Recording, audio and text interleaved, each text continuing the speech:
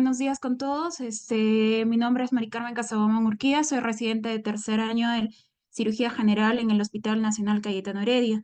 En esta oportunidad se va a hablar sobre el tema de litiasis vesicular. Esta exposición está siendo supervisada también por nuestro tutor de residentes de cirugía general, el doctor Víctor Martínez Nole. Para iniciar, la litiasis vesicular, o también conocida como colelitiasis, se define como la presencia de cálculos dentro de la vesícula biliar, como podemos ver en la imagen. Estos cálculos se forman debido a alteraciones en el metabolismo a nivel de la bilis. Es una patología muy frecuente en países como el nuestro, países occidentales, considerándose incluso como un problema dominante de salud pública, ya que tiene repercusiones no solamente en la salud del paciente, sino también económicas para el país. Se refiere que los trastornos de la vesícula biliar generan muchas de las cirugías en nuestro servicio. Es considerada como una de las más comunes que realiza el médico cirujano. La litiasis vesicular predomina principalmente en lo que vendría a ser el sexo femenino. En relación al sexo masculino, se encuentra en una relación de 2:1. Se puede presentar desde los 5 años de edad e incrementa conforme va pasando los años. En algunos estudios refiere que incrementa a partir de los 60 años en adelante, y otros estudios refieren que en pacientes mayores de 40 años el riesgo se multiplica incluso de 4 a 10 veces más. ¿Qué es lo que pasa en la vesícula biliar? Hay que tener en cuenta que la bilis se forma a nivel de lo que vendría a ser el hígado. Luego pasa a la vesícula, en donde se almacena y se concentra. Como podemos ver en la imagen, en la primera imagen, podemos ver cómo la vesícula incrementa, se va concentrando a nivel de la vesícula e aumenta el volumen de la vesícula biliar. Cuando una persona durante la digestión tiene en el sistema digestivo alimentos principalmente grasos, genera esto que la vesícula biliar se contraiga para que esta bilis pueda generar la emulsificación de las grasas principalmente. Luego, la última imagen, podemos ver que una vez que se ha producido ya la digestión, la vesícula biliar nuevamente se encuentra contraída y permite que nuevamente se vuelva a almacenar para una posterior digestión. ¿De qué está conformada la bilis? Hay que tener en cuenta, como ya lo mencioné, que se forma a nivel del hígado en un volumen de hasta 1,5 litros en 24 horas.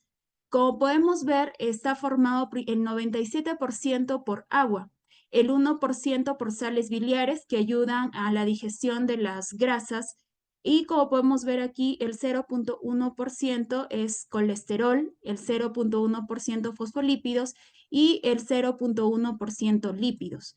Cuando se altera la composición de estos componentes de la bilis, es que se van a comenzar a generar los cálculos biliares. En esta imagen podemos ver cómo la fisiopatología principal de la formación de los cálculos. Podemos ver que comienza a aumentar el colesterol en esta imagen de la derecha. Estamos dentro de la vesícula biliar. Lo de amarillo vendría a ser el colesterol. Podemos ver conforme va pasando el tiempo, va incrementando el colesterol y va disminuyendo las sales biliares. Eso genera que la bilis se concentre, se sobresature de colesterol, y esta sobresaturación de colesterol es lo que va a generar la formación de los cálculos. Es por ello que se dan los tipos de cálculos vesiculares. Los principales vendrían a ser los cálculos mixtos, que son formados principalmente de colesterol, pero también tienen otros componentes como son las bilirrubinas, las proteínas y los ácidos biliares. Como podemos ver en la primera imagen, son cálculos que pueden ser de diferente tamaño y su composición no es principal, o sea, principalmente es de colesterol, pero no totalmente. En cambio, los cálculos solo de colesterol son cálculos puros, son los cálculos más grandes que se encuentran a nivel de la vesícula, y pues son grandes y redondeados. Los menos frecuentes son los cálculos pigmentarios, que son pardos, irregulares y que se producen por una mayor concentración de bilirrubina no conjugada. Ahora, ¿cuáles son los factores de riesgo que tiene un paciente? Los principales factores pueden ser hereditarios. Se dice que familiares con cálculos biliares pueden tener hasta 4 al 10% de riesgo de tener sus familiares también cálculos biliares.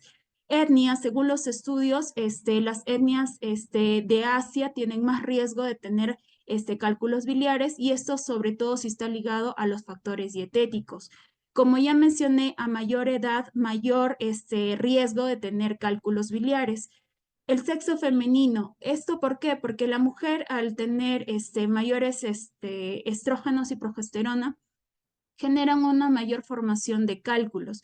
El estrógeno genera una mayor concentración del colesterol a nivel de la bilis, y la progesterona evita que haya una contracción adecuada de la vesícula, por lo cual genera que este colesterol esté estático dentro de la vesícula y se dé la formación de cálculos. La obesidad también por la formación de cálculos, la multiparidad por por la concentración altas de estrógenos y progesterona, e igualmente por el uso en el uso de anticonceptivos. Una forma fácil de recordar los factores de riesgo: se hizo una mnemotecnia con las 4F. Uno, que sería por la obesidad, la edad mayor de 40 años, el sexo femenino y en mujeres multíparas. Ahora, ¿cuál es la clínica que se presenta en un paciente con cálculos vesiculares? Principalmente se dice que el 80% de pacientes que tienen cálculos son asintomáticos, y solamente se logra dar el diagnóstico por un hallazgo incidental, por ejemplo, en una ecografía abdominal.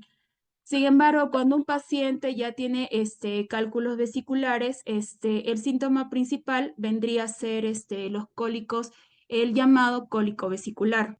¿A qué se debe esto? ¿De qué se caracteriza? Pues es un dolor principalmente, como podemos ver en la imagen, que se presenta a nivel del hipocondrio derecho y en el epigastrio. Justo en esta imagen podría ser el área de rojo, como podemos ver en esta persona mujer, y muchas veces este dolor también puede ser irradiado a la espalda o al hombro derecho.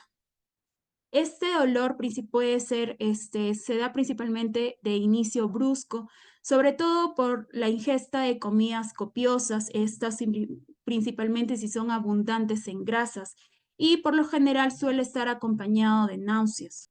¿Cómo se da el diagnóstico? El diagnóstico principalmente se da por medio de una ecografía abdominal. Si bien es cierto, también se ha diagnosticado algunos cálculos mediante radiografías de abdomen.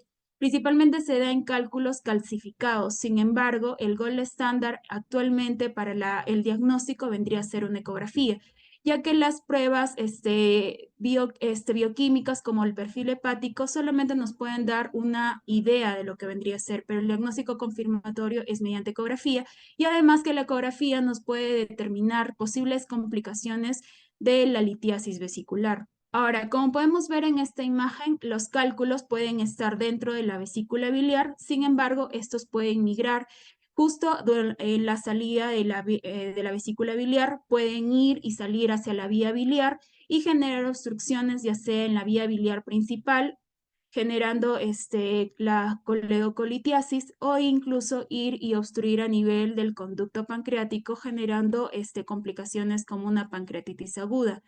La más frecuente de las complicaciones, pues tras la obstrucción de la salida de la bilis en la vesícula biliar, pues sería la colecicitis aguda con complicaciones como plastrones. Esta vesícula puede llegar a necrosarse, posteriormente perforarse, llegar a generar fístulas y generar también abscesos hepáticos debido a la continuidad de la vesícula biliar con el hígado. Ahora, ¿cuál es el principal tratamiento? Si bien es cierto, la principal clínica es el cólico, lo que se tiene que hacer al tener un cuadro de un cólico vesicular es aliviar el dolor. Entonces, se utilizan principalmente los analgésicos antiinflamatorios como los AINES, que tienen una buena respuesta y permiten el alivio del dolor. Hay que tener en cuenta que el cólico vesicular es un dolor que tiene que atenuar menos de las 6 horas.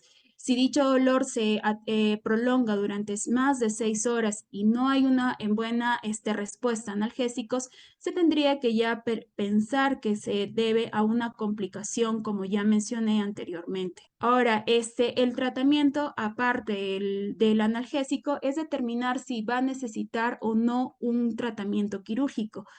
Se dice que los cálculos nada más de la vesícula biliar, si esto no originan molestias y no llegan a tener complicaciones, o sea, es una colecistite asintomática, pues no está muy justificada la colecistectomía en ese momento.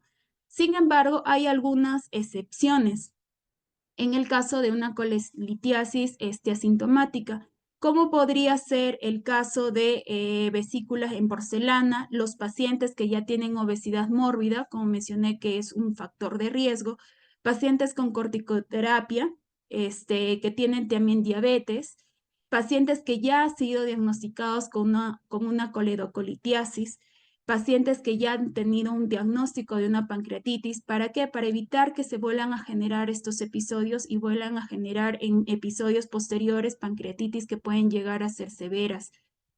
Es controversial que en una laparotomía o en una cirugía abierta también algunos consideran que se debería extraer la vesícula biliar para evitar posteriores ingresos a cavidad abdominal. Sin embargo, hay otros estudios que también refieren a que se debería hacer una colecistectomía profiláctica, es decir, en pacientes asintomáticos, solo en aquellos casos con riesgo. Por ejemplo, en una ecografía, aquellos cálculos en la vesícula biliar que son muy pequeñitos, que son menores de 1 centímetro, y esto podría generar pues la salida de estos pequeños cálculos y generar obstrucciones, ya sea en la vía biliar principal o también en el conducto pancreático. Los cálculos biliares grandes también y únicos, mayores de 1 centímetro, por el riesgo de posteriores complicaciones neoplásicas, y el barro biliar, que ocupa más del 50% del volumen de la vesícula biliar, debido a que el barro biliar también contiene microcálculos y que podrían salir y generar las complicaciones ya mencionadas. Ahora, el tratamiento de complicaciones de la litiasis va a depender de la complicación que se presente. Una colecistitis aguda principalmente es tratada con antibióticos al inicio y posteriormente se evalúa el momento de la cirugía. Cálculos que salen de la vesícula y van hacia la vía biliar pueden generar obstrucciones formando las coledocolitiasis, las cuales pueden ser resueltas ya sea por procedimientos mínimamente invasivos como la CEPRE, que es hecha por gastroenterólogos, o también en el caso que no se pueda realizar, puede ser de tratamiento quirúrgico. Y la complicación, por ejemplo, la complicación como la pancreatitis, posterior de la resolución de la pancreatitis, se puede hacer las colecistectomías profilácticas para evitar posteriores episodios de pancreatitis. En cuanto a la prevención, hay que tomar en cuenta lo que ya mencioné dividir los factores de riesgos en no modificables y aquellos que sí se pueden modificar. Hay algunos factores que no se va a poder modificar, como son la historia familiar, la predisposición genética, la etnia, ser del sexo femenino y conforme va aumentando la edad. Pero hay factores en los cuales sí se pueden modificar, como en el caso de la obesidad, el síndrome metabólico, la diabetes y la dislipidemia. Este tipo de pacientes deben tener una dieta baja en grasas, rica en fibra, y evitar principalmente el aumento de la ingesta de ácidos grasos.